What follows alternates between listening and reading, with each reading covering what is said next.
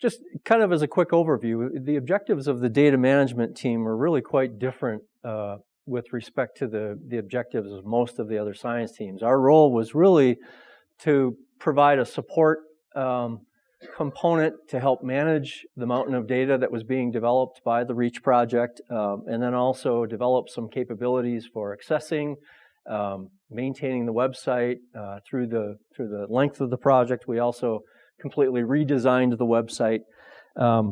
And so we had a core team that was working, myself, Eric, Sanford, Ed Flathers, met basically every other week to try to talk about the development and what we needed to do to adapt and change as we went along. We had a few other people. Catherine Hegewisch joined in occasionally. When Anfu was with us, Anfu was also meeting with that team. And so we had a core team, but we also really touched almost every objective team and everyone that was gathering data throughout the project. And so our role was really to help try to support that. And even before the REACCH project started, like many of you, there was an LTAP component where myself, Rick Rupp from WSU, and Don Henshaw from Oregon State University got together to begin to plan how we could potentially put in place a system to manage all of the data that would be generated by the REACCH project itself.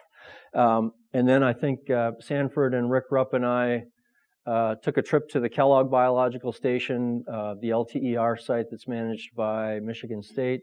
We took a look at the way that they were developing and putting together their data management system. In many respects, we didn't find a very good model for architecting a system like what we wanted to do with REACCH.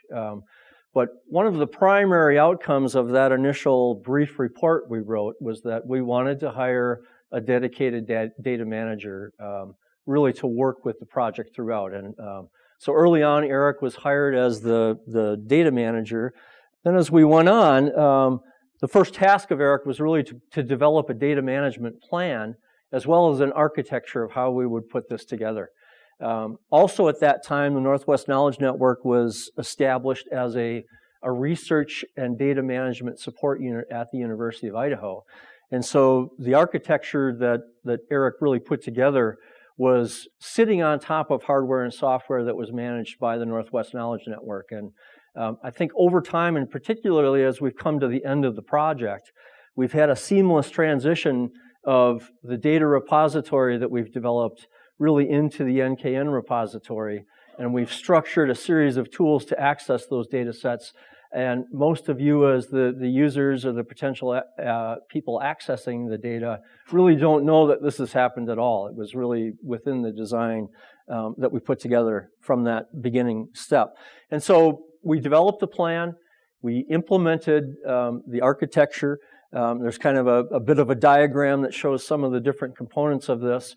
And then once that system was in place, we began to develop some tools and capabilities for any of the research team to deposit data into the repository.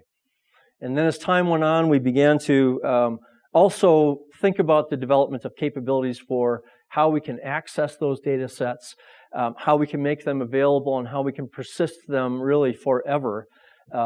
Thinking about the data sets of the REACCH project really being kind of the birth of those data sets, in that they can now be reused not only by the science team and the folks that are in this room, but also anybody around the world can access and utilize those data sets. And so behind the scenes, there was really a group of people working as part of the Northwest Knowledge Network team. We also had a separate group of people really working on web development and management, and we had a fair bit of turnover through the project, I think, as part of who was managing and developing the web. I also realized when I showed the first slide in the team here, one of the people that I missed here in this list was Christy Borelli. Christy put in a fair bit of work to redesign our website so that the website that we now have is really streamlined and aimed at persisting indefinitely into the future. We won't be doing any new developments with the website, but we'll be continuing to maintain the website and also that interface into the data that now sits within the Northwest Knowledge Network repository. And so over the span of the project, you can now go to the reachpna.org. It's on the pens that you guys all have. You should be able to find and access our site. As I mentioned early on, we tried to put together some tools that would allow researchers to input their own data into our REACH repository. And Eric worked pretty hard on putting together 100 plus YouTube videos that would step researchers through that process. He also, as a part of that original plan, developed a data management policy and agreement. At that time, it was basically building off a lot of the mandates that were coming out of the federal agencies in particular. Over time, we've now developed a data repository that has over 300 different data sets. We also have 1,000 plus publications. And so when I talk about our repository, it's not only the data, it's also information about the publications that have been generated. We have links to the presentations.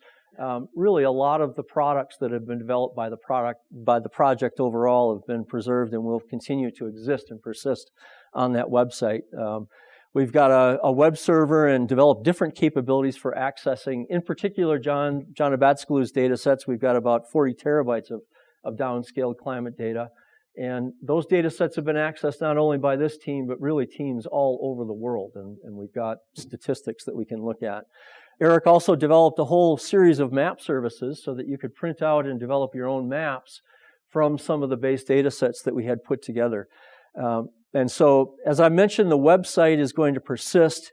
I'll come back and talk about this right at the end. The teams can still go in and look at and update that site at least for about another week or so before it kind of becomes a static website itself. But a lot of the information about how to access the data, how to find publications that have been generated, how to interact with the data are summarized on these websites. And so again, I encourage people to have a look at that.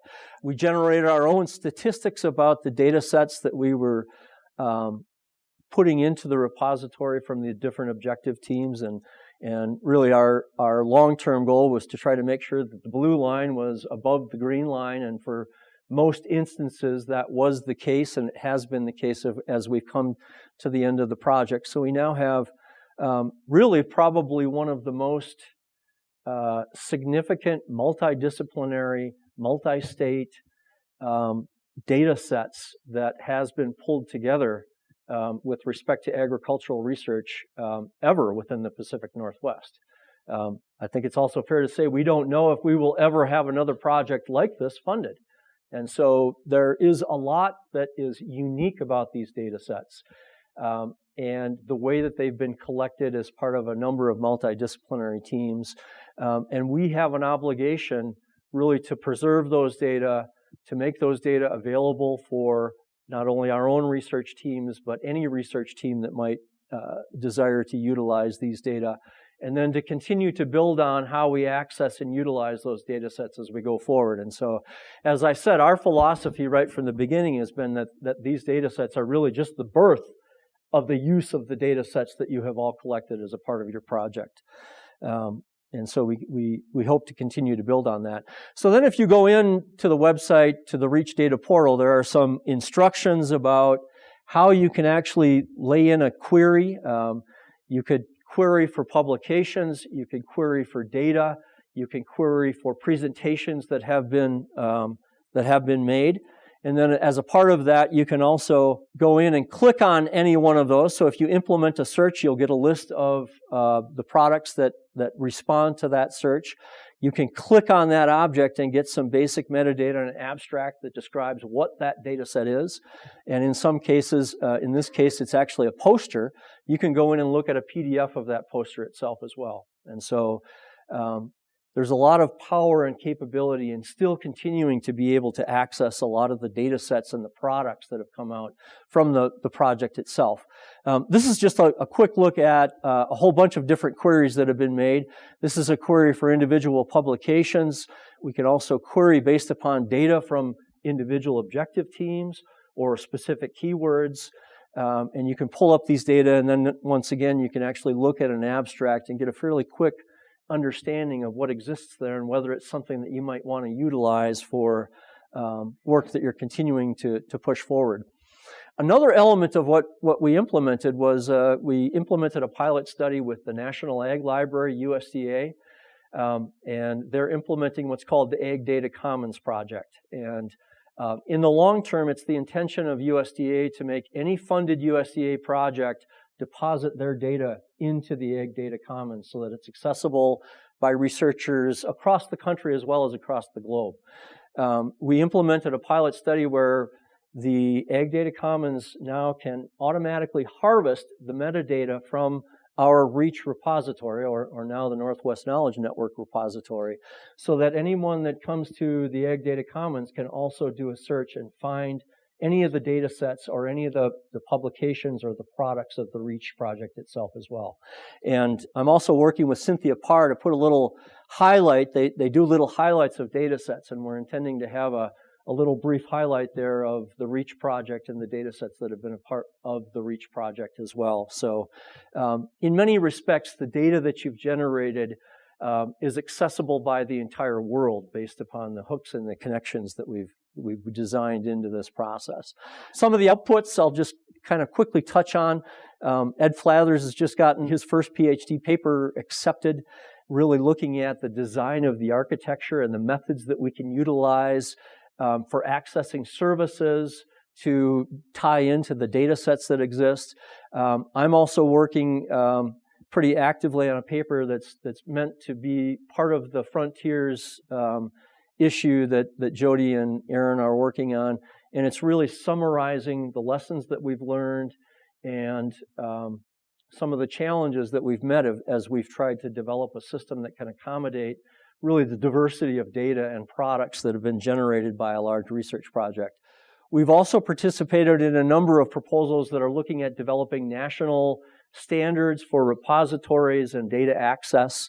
We've also worked with a number of different kind of international efforts, the Research Data Alliance, the GODAN effort that's going on. And so most of our data sets will continue to sort of be accessible by a much broader range of the science community that exists out there. And so we have continued developments, not so much of the data sets, but the access methods and the analytics, as well as some of the tools that are going on as continued efforts that are part of the USDA Climate Hub.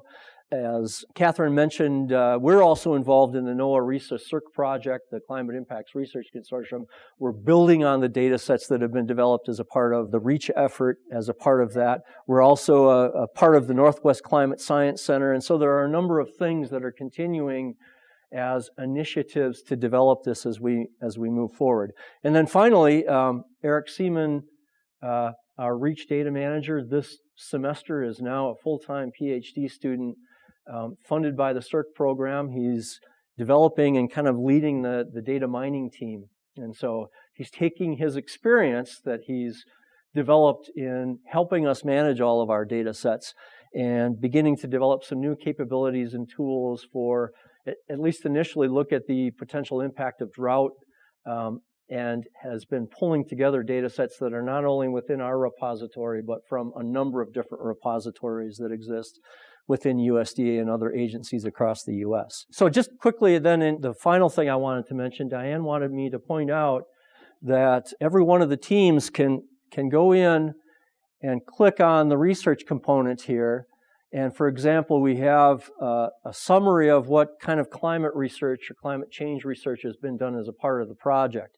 You can see the people that have been involved, and there are additional drop-downs that, if we look at the climate modeling, there are specific explanatory components of what's been done as far as the climate modeling, and so many of the tools that Catherine talked about and that have been developed by team members are still going to be accessible via the website itself. And so if we continue to drill down into that climate modeling, you'll see a little summary of several of the tools that Catherine talked about, and will continue to be accessible, and we'll hope to maintain those links as we go forward.